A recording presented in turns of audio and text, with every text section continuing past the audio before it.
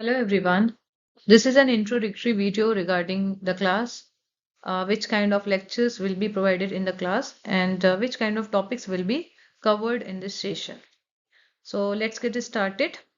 As you can see, I'm going to discuss topics and focus of the class, the lecture series that I'm going to provide to you. So अगर मैं बात करूं इस channel के focus की या क्या मेरा मोटो है इस चैनल को बनाने का, तो मैं आपके उन सभी एग्जामिनेशन के इम्पोर्टेंट राइटर्स या टॉपिक्स कवर करने का प्लान बना रही हूँ। जैसे कि जो इंग्लिश के पोस्ट के एग्जामिनेशन होते हैं, ठीक है, इंग्लिश टीचिंग एग्जामिनेशन होते हैं, जैसे कि अगर आप बात करें तो GIC, GDC, LT, TGT, PGT, KVS, NVS, DSSB, EMRS. There are so many examinations जिसमें बहुत सारे स्टूडेंट्स अपीयर करते हैं। अगर मैं बात करूं असिस्टेंट प्रोफेसर की, तो असिस्टेंट प्रोफेसर का एग्जाम वो स्टूडेंट दे सकते हैं जिनका नेट क्वालिफाइड है।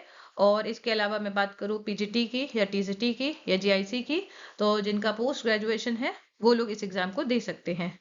और अगर मैं बात करूं केवीएस की, एनवीएस की, तो बहुत जगह सीटेट मांगते हैं क्वालिफिकेशन, केंद्रीय जो भी विद्यालय है उनके लिए।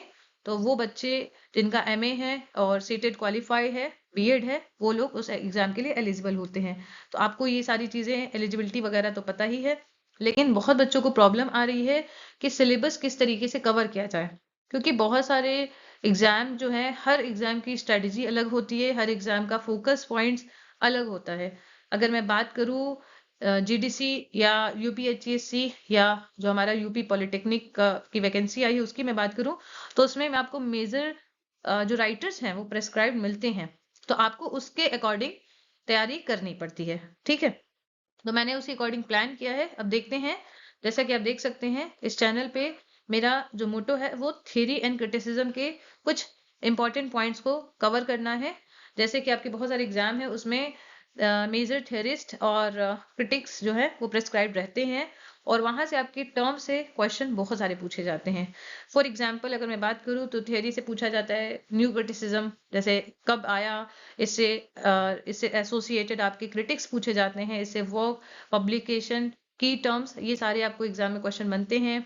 और नेट में तो काफी सारे क्वेश्चन थ्योरी एंड क्रिटिसिज्म से ही कवर होते हैं। और इसके अलावा असिस्टेंट प्रोफेसर के एग्जाम में भी इससे आपके पार्ट कवर होंगे। जीआईसी में आपकी क्रिटिसिज्म से काफी क्वेश्चन बनते हैं। ओके, और अगर मैं बात करूं क्रिटिसिज्म की, तो एरिस्टोटल से लेके या कह सकते हैं प्लेटो से लेके टीएस एलियट तक के जो भी क्रिटिक्स हैं और जो भी इंपॉर्टेंट उन्होंने कॉन्सेप्ट दिए हैं, वहां से क्वेश्चन पूछा जाता है। यूजुअली एरिस्टोटल से क्वेश्चन बनते हैं, लेकिन कई जगह प्लेटो से भी क्वेश्चन पूछते हैं, जैसे कि मिमेसिस की थ्योरी क्या है। उसके अलावा एरिस्टोटल का, उन्होंने जो ड्रामा का कॉन्सेप्ट दिया है, ट्रेजेडी की डिफिनीशन दी है, वहां से बहुत सारे क्वेश्चन बनते हैं।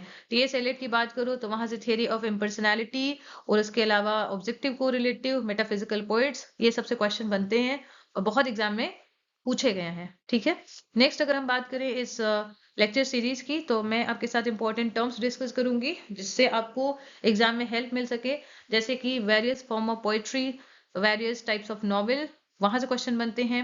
अगर आप बात करें जैसे historical novel, realistic novel, regional novel, Gothic novel, historical novel, बहुत सारे ऐसे पॉइंट्स हैं जिससे आपके क्वेश्चन बनते हैं कि मेजर कौन से राइटर हैं, मेजर वर्क्स हैं, यहाँ से आपको ध्यान देना है। बिल्डंग्स रोमन से भी क्वेश्चन बनते हैं, जैसे डिकेंस एक मेजर ऑथर हैं जिन्होंने बिल्डंग्स रोमन पे लिखा है। उसके अलावा बिल्डंग्स रोमन का एक पार्ट है कुंतल्स रोमन, ठीक है, आर्टिस्ट नॉवेल जिसे हम कहते हैं, तो वहां से भी बहुत सारे क्वेश्चन बनते हैं। तो ये कुछ आपके पार्ट कवर होंगे।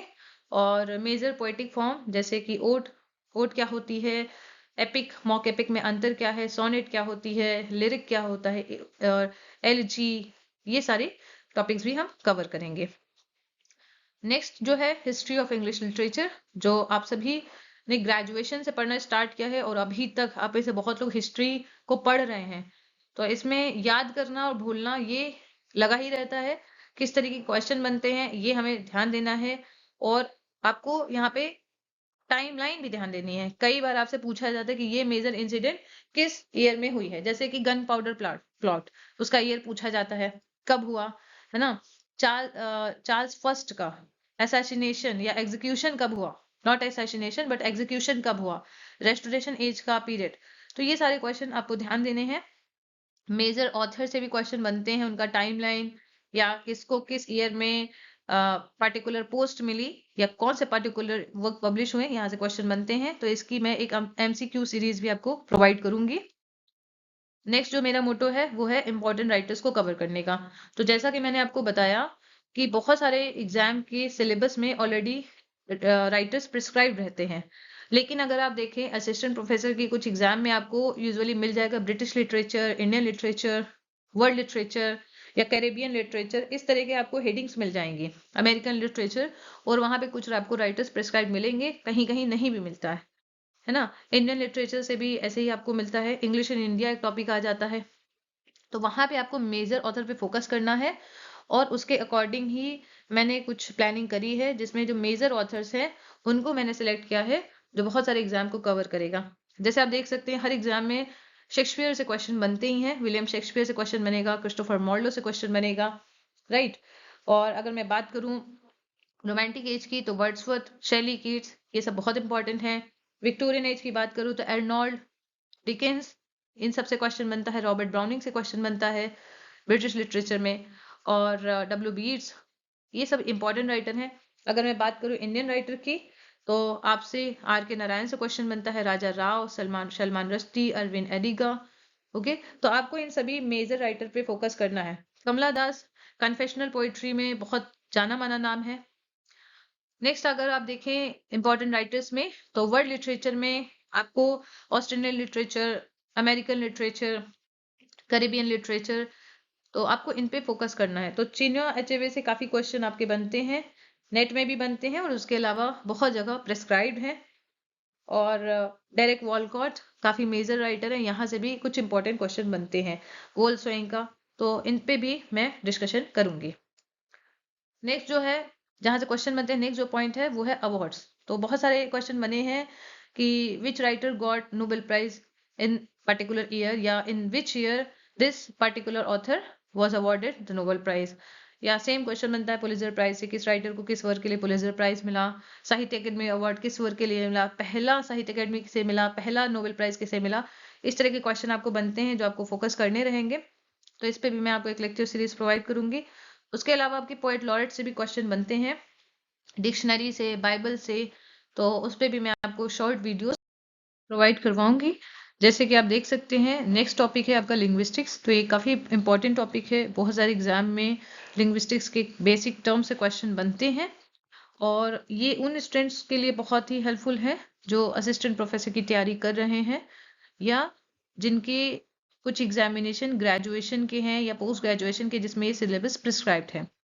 तो अगर मैं बात करूँ टीचिंग एग्जामिनेशन की तो यहाँ पे कई सारे क्वेश्चन मैच मेकिंग के क्वेश्चन बनते हैं या आपसे बेसिक टर्म का मीनिंग पूछ लिया जाता है, स्टेटमेंट वाइज भी क्वेश्चन बनते हैं। तो इसमें मेजर जो टर्म है वो आपका पहले तो क्वेश्चन बनता है what do understand by linguistics, और इसके जो मेजर पार्ट है जैसे phoneme, phonology, morpheme, morphology, phonetics, इन सब से क्वेश्चन आपके बनते हैं। सिंटैक्स क्वेश्चन बनता है। मेजर जो यहाँ पे आपको कॉन्सेप्ट है मिलेंगे, ट्रांसफॉर्मेटिव जनरेटिव ग्रामर, ये नॉम चॉम्स्की ने कॉन्सेप्ट दिया है, यहाँ से क्वेश्चन बन सकते हैं। इसके अलावा शेशोर ने क्या कॉन्सेप्ट दिया है साइन का, यहाँ से आपको मेजर क्वेश्चन आपको देखने को मिलेंगे। तो आई होप कि आपके लिए बहुत हेल्पफुल होने वाला है। जैसे कि आप इस स्लाइड में देख सकते हैं 4 की टर्म दिए हैं और जो बहुत वेरियस एग्जाम में पूछे गए हैं। तो फोनीम क्या होता है, the smallest unit of sound in a language. जैसे आप किसी भी वर्ड को पढ़ेंगे, फॉर एग्जाम्पल बैट, तो BAT, इनसे मिल के वर्ड बना है बैट, तो हर एक साउंड इस एक स्मॉलेस्ट यूनिट कंसीडर की जाएगी। बा, आ, टा, ये सब अलग अलग यूनिट है। ओके, फोनोलॉजी क्या होगा, the study of sounds in language. तो फोनोलॉजी एंड फोनेटिक्स में अंतर बहुत ज्यादा पूछा जाता है और बहुत लोग इसमें कंफ्यूज होते हैं। तो फोनेटिक्स की अगर हम बात करें तो वो क्या होता है, इसमें हम बात करते हैं कि कैसे साउंड को, स्पीच साउंड को कैसे आर्टिकुलेट किया जाता है, कैसे उसे अकाउस्ट किया जाता है या ऑडिटरी पार्ट उसका डिस्कस किया जाता है। तो there are 3 parts of phonetics, one is articulatory, second is acoustic and auditory. Phonology की बात करें तो ये स्टडी ऑफ साउंड्स की बात करता है कि कैसे साउंड को स्टडी करेंगे, क्या रूल्स है, क्या पैटर्न है किसी लैंग्वेज में एक साउंड के, तो हर लैंग्वेज का अलग अलग साउंड पैटर्न है, उसकी बात फोनोलॉजी में की जाती है। मॉर्फीम की बात करें तो the smallest unit of meaning in a language, For example, we can see an example cat. Okay, there is another word cat like. So there are two smallest meaningful unit. One is cat and second is life. तो इस तरह के topics आपको देखने को मिलेंगे. Morphology क्या होती है? The study of word structure and formation, कि कैसे आपको वर्ड बनाने हैं और कैसे उनका स्ट्रक्चर होता है, क्या फॉर्मेशन होता है. तो इसमें डेरिवेशनल एंड इन्फेक्शनल मॉर्फोलॉजी आपको देखने को मिलेगी और यहाँ से भी काफी क्वेश्चन बनते हैं. तो आई होप आपके लिए बहुत यूजफुल रहेगा. तो मैं उम्मीद करती हूँ आप सभी लोगों से कि आप लोगों को चैनल का जो भी मोटो है, फोकस है, वो क्लियर है और आपको आइडिया है कि कैसे टॉपिक्स आपको यहाँ देखने को मिलेंगे. तो आप लोग स्ट्रेटजी से जुड़े रहिए, प्रिपरेशन से जुड़े रहिए. क्या स्ट्रेटजी, क्या प्रिपरेशन आपको करनी है ताकि आपको एक आइडिया मिल सके और इस जर्नी का आप लोग हिस्सा बनिए. So thank you so much for being connected with me. See you again in the next video. Thank you all.